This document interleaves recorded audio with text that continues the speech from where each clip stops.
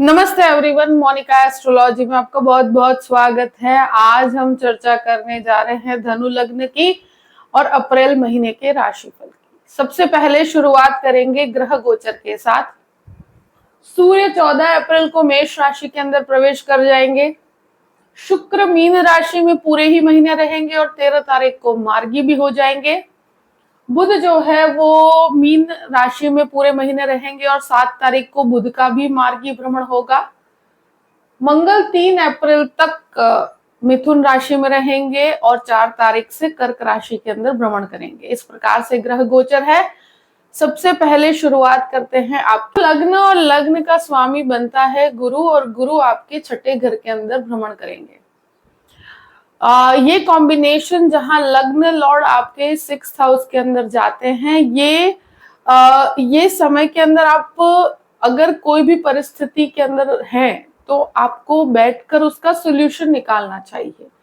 ये समय में आप अगर मध्यस्थ रहेंगे, बहुत ज्यादा कहते हैं ना कि परिस्थितियों को लेकर डिसीजन मेकिंग का जो प्रोसेस होता है उसमें कहीं पर भी आपको जल्दबाजी नहीं करनी है।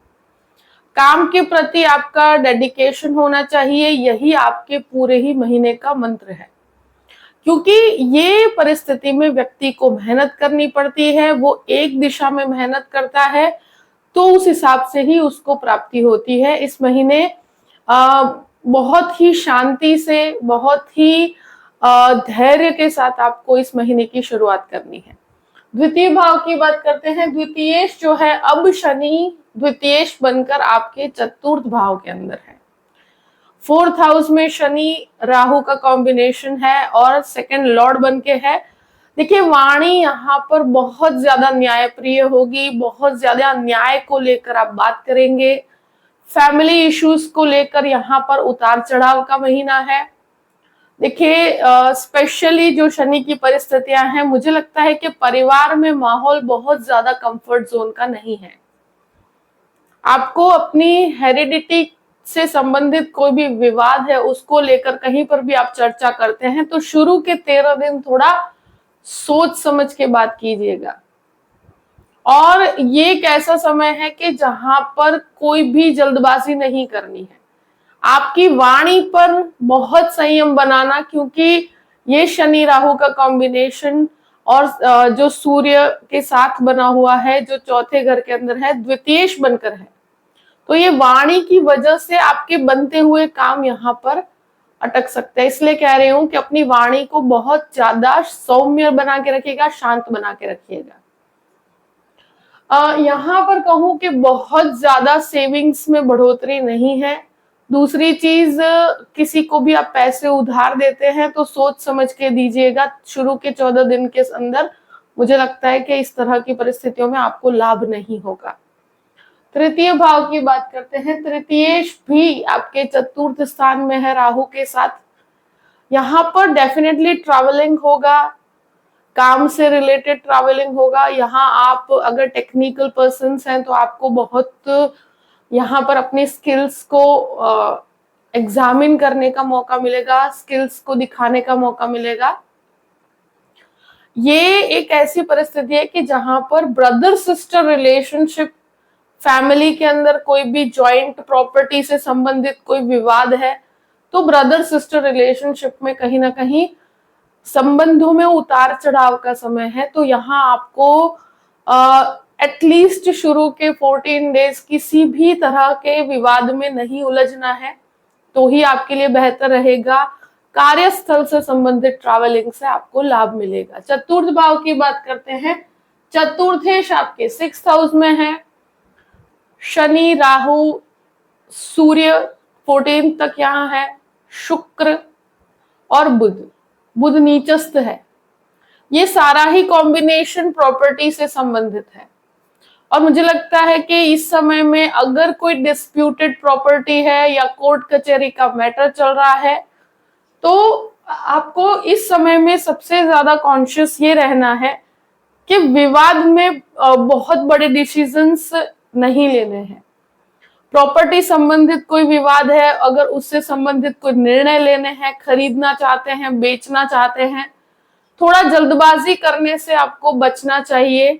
यहाँ बहुत बड़े कोई डिस्प्यूटेड प्रॉपर्टी है, उसके डिसीजंस हैं, तो उससे रिलेटेड कुछ झगड़े यहाँ पर नजर आते हैं और विवादित परिस्थिति है। तो यहाँ आपको डेफिनेटली लाभेश है, तो लाभ तो प्राप्त होगा, पर शुरू के 14 डेज आपको शांति रखनी। अगर इन केस आप कहीं पर भी प्रॉपर्टी का कोई डील करना चाहते हैं तो उस समय में मैं यही कहूंगी कि एटलीस्ट 14th के बाद कीजिए तो बेहतर रहेगा। और इनिशियल पार्ट पर यही कहूंगी कि अगर जल्दबाजी ना हो तो थोड़ा समय आपको रुक जाना चाहिए। माता के स्वास्थ्य को लेकर यहाँ पर परेशानी नजर आती है। माता का स्वास्थ्य कहीं ना कहीं उतार चढ़ाव से गुजर सकता है। हेल्थ को लेकर यहाँ पर मुझे लगता है ये पूरा ही महीना स्वास्थ्य को लेकर अच्छे परिणाम लेकर नहीं आता। तो यहाँ आपको अपने मदर के हेल्थ को लेकर थोड़ा सा ध्यान रखने की जरूरत है। अब बात करते हैं आपके पंचम भाव की। देखिए पंचमेश जो है मंगल बनकर अष्टम भाव में, पंचम भाव में 14th के बाद सूर्य आएंगे। तो स्टूडेंट्स के लिए 14th के बाद का समय बहुत अच्छा है। सूर्य उच्च के होते हैं, तो जो भी लोग हायर एजुकेशन की तरफ जाना चाहते हैं उनके लिए एक बेहतर समय कहूंगी। शुरू के 14 डेज स्टूडेंट्स के लिए थोड़ा मेहनत पड़ेगी। बहुत ज्यादा मेहनत के बाद सूर्य उच्च के जैसे ही होते हैं आपको रिजल्ट्स पॉजिटिव मिलेंगे। तो एक तरह से एक अच्छा समय कहूंगी स्टूडेंट्स के लिए। दूसरी ये चीज है कि स्पिरिचुअल डेवलपमेंट बहुत अच्छा होगा। यहाँ पर रिलेशनशिप को लेकर थोड़े से कंफ्यूजन्स रहेंगे। अगर कोई लव रिलेशनशिप है तो वहां पर भी आप कहीं ना कहीं डिसीजन मेकिंग को लेकर बहुत ज्यादा उतार चढ़ाव में रहेंगे। तो क्लैरिटी के लिए थोड़ा संयम बना के रखना होगा। इस महीने कंफ्यूजन मुझे नजर आता है। एक डेफिनेटली कहूंगी कि सूर्य का यहाँ आना आपके लिए एक कॉन्फिडेंस में बढ़ोतरी करेगा। आपके कुछ ऐसे रुके हुए कार्य हैं जो पूरे करने में मदद करेगा। स्टूडेंट्स के लिए बहुत अच्छा है। शेयर मार्केट के अंदर मुझे लगता है 14th के बाद की परिस्थितियां बेहतर रहेगी। अब बात करते हैं 6th हाउस की। 6th लॉर्ड जो है वो आपके चतुर्थ भाव में है। देखिए 6th लॉर्ड चतुर्थ भाव में, चतुर्थ 6th हाउस में, यहाँ पर जो भी लोगों को हार्ट से संबंधित समस्या है, कोलेस्ट्रॉल से संबंधित समस्या है, बोन से रिलेटेड कुछ इश्यूज हैं, तो हेल्थ को लेकर बहुत ज्यादा सतर्क रहना होगा, क्योंकि आपका भी लग्न लॉर्ड छठे घर में है। और स्पेशली जिनके हार्ट से रिलेटेड प्रॉब्लम्स है उनको इस महीने बहुत ध्यान रखना है। कोई भी बोन से रिलेटेड कोई भी प्रकार का ऑपरेशन है तो इस महीने आपको मुझे लगता है कि इस तरह की परिस्थितियों में जल्दबाजी नहीं करनी चाहिए। 2 से 3 जगह पर आपको सलाह लेकर काम करना चाहिए। माता के स्वास्थ्य को लेकर थोड़ा सा आपको ध्यान रखना होगा। ये परिस्थिति के अंदर मुझे लगता है कि लोन से संबंधित अगर कोई भी विवाद है, लोन की कोई परिस्थितियां यहाँ पर है, तो 13 तक जब तक शुक्र वक्र अवस्था में है तो लोन संबंधित विवाद में आपको शांति रखनी है। अगर लोन लेना भी चाहते हैं तो 13 के बाद लीजिए तो बेहतर रहेगा। अब बात करते हैं यहाँ पर 7th हाउस की। 7th लॉर्ड भी नीचस्थ है।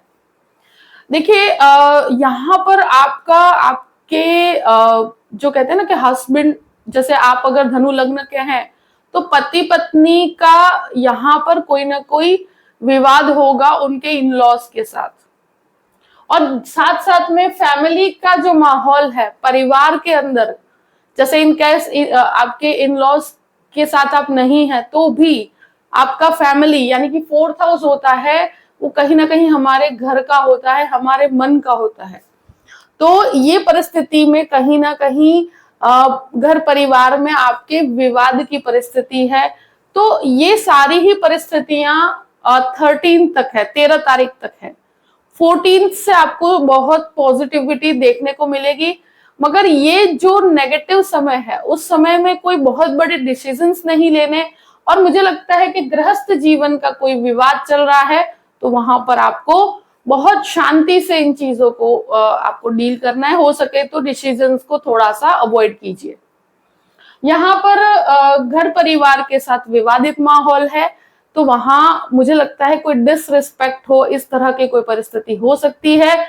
यहाँ एक डेफिनेटली कहूंगी, जिन लोगों को भी मैरिज की पॉसिबिलिटीज की बात की जाए तो रिलेशनशिप में थोड़ा सा कंफ्यूजन रहेगा, मैरिज को लेकर एक कंफ्यूजन बना रहेगा। जो लव मैरिज करना चाहते हैं, इस महीने में बहुत ज्यादा उतार चढ़ाव से आपको गुजरना पड़ेगा, तो यहाँ आप संयम बना के रखते हैं बेहतर है। 14 के बाद आई थिंक मैरिज के अंदर आप बात करते हैं तो मच बेटर है। फिर भी मैं कहूं कि जल्दबाजी नहीं करनी है। अब बात करते हैं अष्टम भाव की। अष्टम भाव में मंगल है। सबसे पहले व्हीकल चलाने में इस महीने, पूरे ही महीने ध्यान रखना होगा। बहुत ज्यादा स्पीड में व्हीकल नहीं चलाना है, क्योंकि मुझे यहाँ पर परेशानी नजर आती है। दूसरा, अष्टम भाव का मंगल शॉर्ट टेम्पर्ड बना देता है। अग्रेशन में डिसीजन लेना आपके लिए बेहतर नहीं है।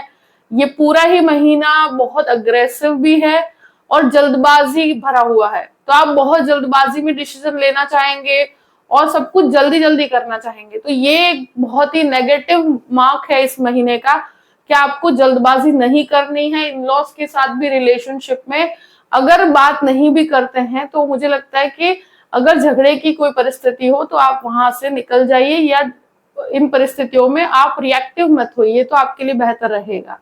नवम भाव की बात करते हैं। नवमेश जो है वो आपके चतुर्थ भाव में है। डेफिनेटली पिता की प्रॉपर्टी से आपको लाभ रहेगा। आध्यात्मिक चिंतन के अंदर बहुत ज्यादा बढ़ोतरी है। स्पिरिचुअल डेवलपमेंट बहुत है इस समय में। आप बहुत ही पुण्य का कार्य करने की तरफ जाएंगे। आध्यात्मिक माहौल रहेगा घर में। आप स्पिरिचुअलिटी को पकड़ के रखते हैं तो ये समय आपके लिए बहुत अच्छा है। और इनिशियल 13 डेज जो सूर्य शनि का कॉम्बिनेशन है, ये आध्यात्मिक यात्राओं के लिए बहुत अच्छा है। उसके बाद भी सूर्य उच्च के हैं, तो ये एक स्पिरिचुअल डेवलपमेंट के ग्रह है। दूसरी चीज, आपको लगेगा कि अब ईश्वर के अलावा कोई मार्ग नहीं है। दूसरी चीज, यहाँ दान दक्षिणा से बहुत लाभ है। भाग्य का सपोर्ट जो चाहते हैं आप, वो भाग्य का सपोर्ट आपको यहाँ पर प्राप्त होगा।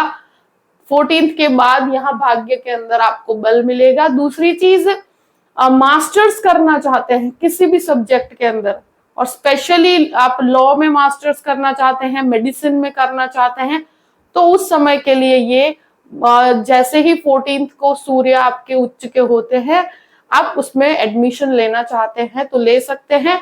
ये समय में इवन आप कोई भी प्रकार का एजुकेशन शुरुआत करना चाहते हैं तो भी एक बेहतर समय कहूंगी मैं।